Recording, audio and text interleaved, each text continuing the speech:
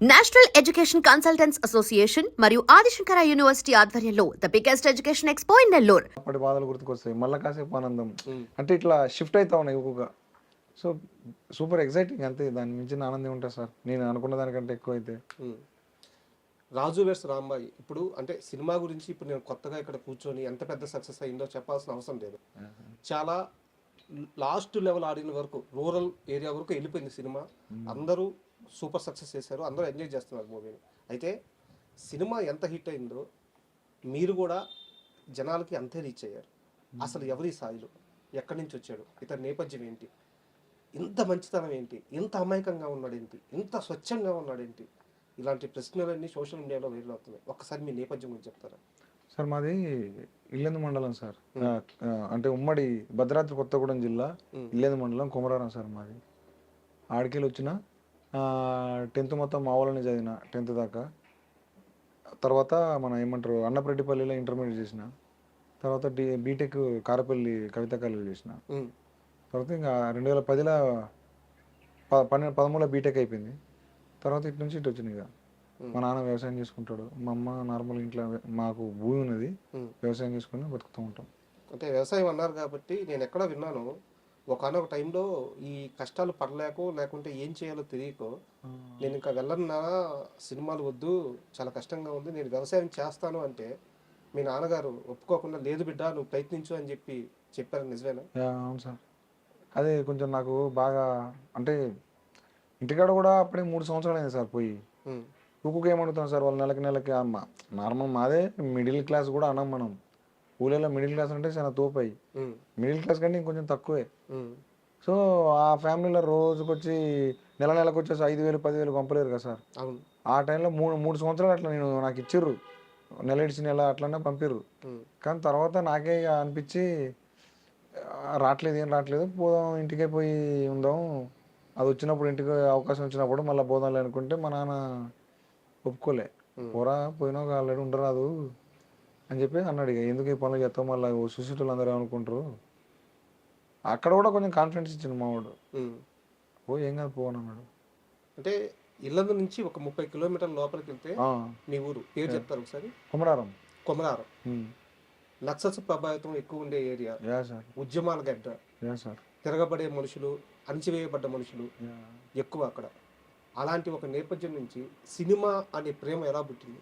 మా నాన్న సార్, మా నాన్న, నేను అంటే చిన్నప్పటి నుంచి ఎందుకు మరి ఆ పిచ్చి, మా నాన్న అంతకుముందు పాటలు, మా ఇంట్లో బాగా టేప్ రికార్డులు ఏముంటుండేది, పెద్ద డెక్కులు ఉండేవి, ఆ డెక్కులలో పాట వచ్చేది.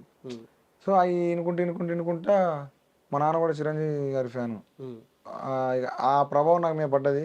ఆ తర్వాత చిన్నగా పేపర్లలో ఏ సినిమా వచ్చినా దాని గురించి చదవటం, ఎవడన్నారా ఈ సినిమా హీరో ఎవడరా అంటే ఆ హీరో పేరు కాకుండా ఆ డైరెక్టరు, ఆ మ్యూజిక్ డైరెక్టరు, ఆ ఎడిటరు, కెమెరామ్యాన్, ఏమంటారు ప్రొడ్యూసర్ ఎవడు, అది ఏ రోజున రిలీజ్ అయింది అని మొత్తం చెప్పేటండి. అట్లా మైండ్లో పెట్టుకునేటండి. సో అది చిన్నగా ఇక ఘోరం అయిపోయింది. ఇక కథలు రాసి ఎక్కడికి పోయింది అది. నా 6th క్లాస్నే ఎన్టీఆర్ అనే కథ రాసిన. సో అట్లా ఏం రాసినో తెలియదు, కానీ ఆ టైటిల్ ఒకటి పెట్టుకొని కింద రాసుకునేది, ఇట్లా అవుతుంది అని. సో అట్లా ఇంట్రెస్ట్ పెరిగింది. అది యుగంధర్ అని పెట్టినా. యుగంధర్ అని పెట్టి రాసినప్పుడు చిన్నప్పటి నుంచి ఎన్టీఆర్ అంటే చాలా ఇష్టం అంట. ఆయన స్టూడెంట్ నెంబర్ 1 ఆది సినిమాలు చూసి చాలా ప్రభావితం అయ్యారంట. నాకు ఎన్టీఆర్ అంటే మస్తు ఇష్టం. కలిసే ప్రయత్నం చేశారు ఎప్పుడన్నా? నా ఏడనా లేదు, ఆడిదాకా రాలేదు. ఇప్పుడు మీకు కలవాలని ఉందా? డెఫినెట్గా. మా నాన్నకి చిరంజీవి గారిని కలవాలంటది, నాకు ఎన్టీఆర్ అని కలవాలంటది. సూపర్, మంచి కాంబినేషన్ ఇద్దరిది. అండ్ నాన్నగారు చిరంజీవి ఫ్యాన్ అని చెప్పారు మీరు. అంటే చిరంజీవి గారిని అభిమానించని ప్రేక్షకుడు అంటూ ఉండడు తెలుగు గడ్డ మీద, ఆయన ఇష్టపడిన ఆడినంటూ ఉండడు. అలాంటి మెగాస్టార్ చిరంజీవి గారి సినిమాలో నెక్స్ట్ మీరు యాక్ట్ చేయబోతున్నారు. నిన్ననే బాబీ గారు అనౌన్స్ చేశారు. అదే అన్నదే. నాన్నగారికి చెప్పారు ఆ విషయం? చెప్పిన నాన్న చాలా హ్యాపీగా ఫీల్ అయ్యారు, నన్ను తీసుకుపోరాను. నేను ఒకసారి చూస్తారా చిరంజీవి గారిని అంటే, సరే నాన్న చూద్దాం నాన్న అన్న చెప్పిండు, అన్న మాట ఇచ్చిండుగా. సో అది ఆ రోజు పిలిస్తే కనుక మనం పోదాంలే అని చెప్పినాను. అండ్ అమ్మ సాయిలు ప్రయాణం అంతా చాలా దారుణంగా జరిగిన రోజుల్లో ఇక్కడ మీరు బాధపడుతుంటే అక్కడ అమ్మ చాలా తీవ్రంగా బాధపడిన రోజులు ఉన్నాయంట. ఈరోజు అమ్మ ఆనందం ఎలా ఉంది? మాకు చెప్పుకోకుండా చాలా అంటే బయట వాళ్ళ మాటలు అవన్నీ మాకు చెప్పకపోయేది అనుకునేవి. ఉమ్, చేను పనికి వచ్చేటోళ్ళు వాళ్ళు వీళ్ళు అనేటోళ్ళు కానీ అన్ని మనసులో పెట్టుకునేది సార్, ఎవరు చెప్పకపోయేది. కానీ అది అర్థం చేసుకున్న మా పిన్నోళ్ళు ఉంటారుగా, ఉమ్. మా పిన్నోళ్ళు మా అమ్మమ్మ వాళ్ళు మాకు వేసేటోళ్ళు. మీకు చెప్పట్లేదురా, అది ఇట్లా అనుకుంటాను మనసులా మనసులో బాధపడిపోతున్నారు. బాధపడుతుంది, మీకు అర్థం కావట్లేదు రాబోయే అని చెప్పి తిట్టేటోళ్ళు మా వాళ్ళు. ఉమ్, ఎందుకురా ఇది చక్కగా గవర్నమెంట్ జాబు ఏదో ఒకటి అదో ఇదో చేసుకునే దానికి ప్రైవేట్ జాబు ఎందుకురా అని తిట్టేటోళ్ళు. అది చాలా అంటే మా అమ్మ బాధ ఇక వర్ణతీతం సార్ అది. ఉమ్, ఎందుకంటే మేము ముగ్గురం మొగళ్ళం, దీన్ని ఏమంటారు, ఇప్పుడు ఆడపిల్ల ఉంటే ఇంట్లో అదొక పని ఇదొక పని ఉంటుంది. అవును. నేను పెద్ద కొడుకు, నేనేమైతేనో తెలియదు. మా తమ్ముడు ఉన్నాడు, వాడు ఇంటికాడ పనులు చూసుకుంటాడు. సో చదివిపించిన వాళ్ళు ఎవడు జాబ్ చేయట్లే. ఉమ్, ఒకడు సినిమా అంటాడు, ఒకడు ఇంకోటి అంటాడు, ఇంకోటి అంటాడు. అరే వీళ్ళు ఎవరు జాబ్ చేయట్లే చదివిపించినాగా అని చెప్పేసి ఆమె బాధ ఆమెకుండే. ఆ తల్లి బాధ ఉంటుంది కదా. అది ఉన్నది. ఇంకా మా అమ్మ నిజంగా వర్ణాతీతం సార్. ఈరోజు సినిమా రిలీజ్ అయ్యి ఇంత పెద్ద సక్సెస్ అయ్యి తన బిడ్డని ఇంతమంది పొగడతా ఉంటే ఆ తల్లి మీతో చెప్పిన మాటలు ఏంటి?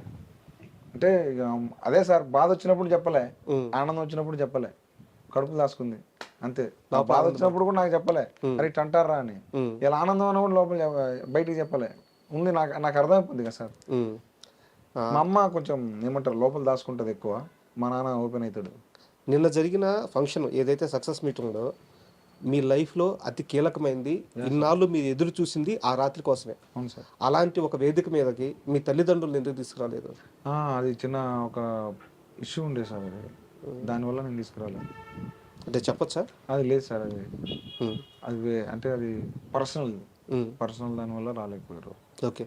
నేను మాకు వరంగల్లో ఒకటి ఉంటుంది ఉమ్, మ్యూజిక్, అంటే పాటలకు మ్యూజిక్ ఏదో పెడతా ఉంటారు మా వాళ్ళు, ఓకే. అక్కడ తీసుకొస్తా, వరంగల్ తీసుకొస్తా. ఉమ్. అది అప్పుడు సార్ట్ అవుట్ అవుతుంది, అప్పుడు వస్తారు మా వాళ్ళు. అండ్ రాజు వెడ్స్ రాంబాయ్ ఈ కథ విషయానికి వస్తే ఎప్పుడు ఈ సీడ్ మీ బ్రెయిన్లో పడింది? 2016 సార్. 2016. 2016 నుంచి రాసుకుంటున్నా సార్. ఉమ్, అది 2023కి ప్రొడక్షన్ ఓకే అయిపోయి వేరన్న ఈటీవీ వాళ్ళు వీళ్ళందరూ నాకు సపోర్ట్ ఇచ్చారు సార్ ఉమ్. ప్రొడక్షన్గా.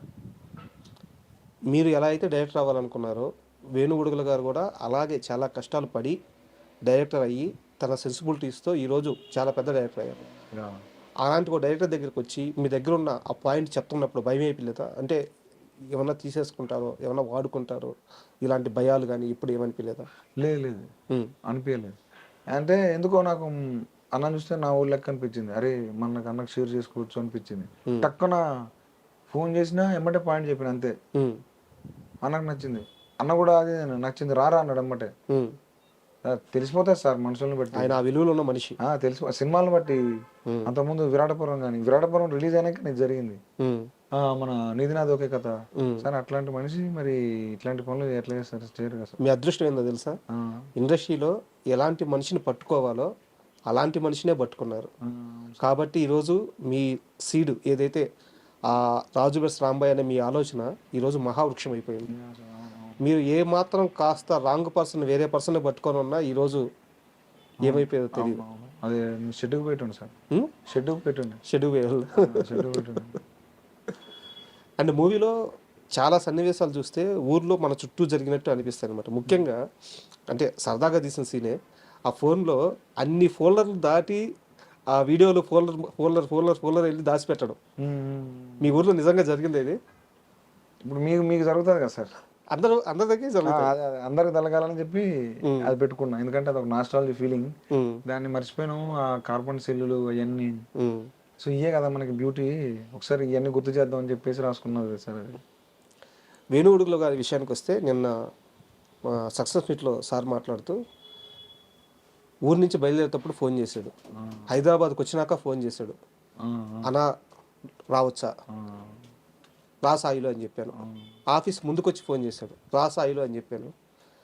రిసెప్షన్ దగ్గరికి వచ్చి ఫోన్ చేస్తున్నాడు అని చెప్పి సార్ చెప్తూ మీ గురించి చెప్తూ ఏడ్చేశారు సారు. మీరు వెనక్కి వెళ్ళి ఏడ్చేస్తూ ఉన్నారు.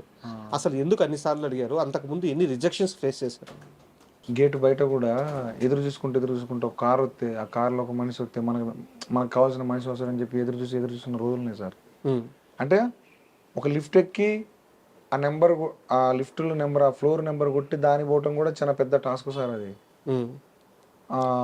అట్లాంటి దాంట్లో నేను అట్లనే ఉన్నా సార్. ప్రతిసారి భయపెట్టేటోళ్ళు. ఉమ్, ఏ అట్లా ఇట్లా వస్తావు, ఇట్లా రావద్దు కదా, వెళ్ళు వెళ్ళు అని చెప్పేటోళ్ళు.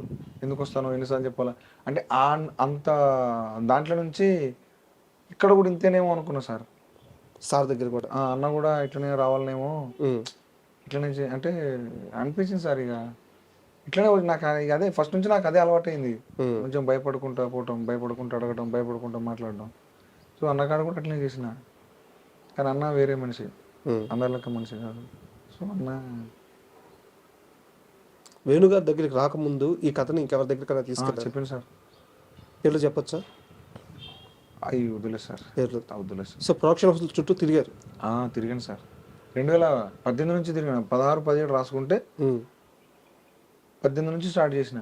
ఉమ్, ఇక చిన్న చిన్న ప్రొడక్షన్ ఉన్నాయి, టీవీ ఛానల్, యూట్యూబ్ ఛానల్స్ ఉంటాయి కొన్ని కొన్ని, వాళ్ళకి అడిగిపెట్టుని, వాళ్ళు సినిమాలు చేస్తారు అనేటోళ్ళు, ఉమ్, ఆడిపెట్టాను, తిరిగేటోని.